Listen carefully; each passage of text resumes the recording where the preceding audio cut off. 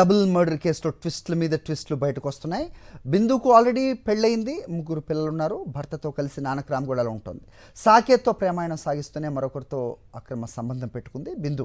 తన భార్య కనిపించడం లేదంటూ వనస్థలిపురంలో పిఎస్లో ఫిర్యాదు చేశాడు బిందు భర్త. తన తమ్ముడు కనిపించడం లేదంటూ గచ్చిబౌలి పిఎస్లో మరో ఫిర్యాదు నమోదైంది.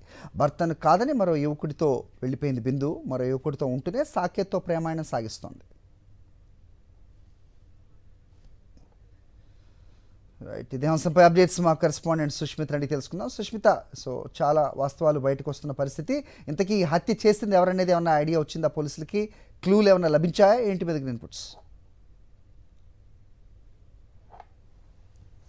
ఎస్ సార్, ఈ చుట్టుపక్కల ప్రాంతాలు ఎక్కడైతే సీసీటీవీ ఫుటేజ్లు ఉన్నాయో వాటన్నిటిని కూడా పోలీసులు అయితే పరిశీలిస్తూ ఉన్నారు. నిన్న సాయంత్రం కూడా వచ్చి డాగ్ స్క్వాడ్ కానీ అలాగే క్లూస్ టీమ్ కూడా కొన్ని ఆధారాలు సేకరించినట్టుగా కూడా చెప్తున్నారు. సో పూర్తిగా కూడా ఈ డబుల్ మర్డర్లో మరి దాని కారకులు ఎవరు, ఆ హంతకులు ఎవరు, ఇక్కడికి ఎలా వచ్చారు అనే కోణంలో అయితే పోలీసులు అయితే పరిశీలిస్తూ ఉన్నారు.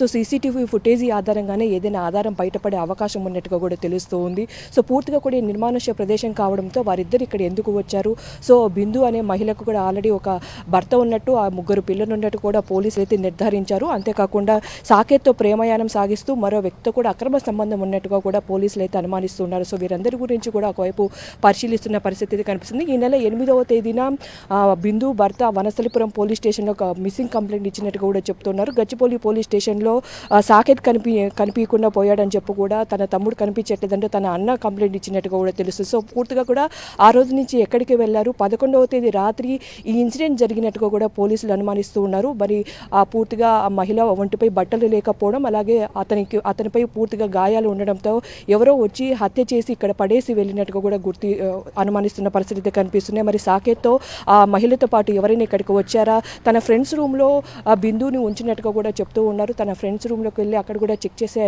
పరిస్థితి ఉన్నట్టు కూడా తెలుస్తుంది. తన ఫ్రెండ్స్ ఎవరు, అక్కడి నుంచి ఇక్కడికి ఎందుకు వచ్చారు, తనతో పాటు వాళ్ళిద్దరితో పాటు ఇంకెవరైనా ఇక్కడికి వచ్చి హత్య చేసి ఇక్కడి నుంచి వెళ్ళిపోయారనే కోణంలో అయితే పోలీసులు పరిశీలిస్తున్నట్టు కూడా తెలుస్తుంది.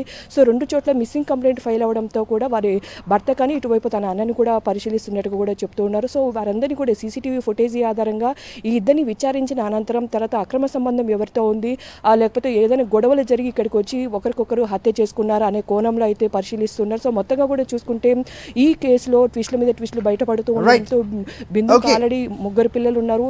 వేరే రాష్ట్రాల నుంచి ఇక్కడికి వచ్చి జీవనోపాధి సాగిస్తున్నారు. దీనిపై పూర్తి డీటెయిల్స్ అయితే సేకరిస్తున్నారు. హరి.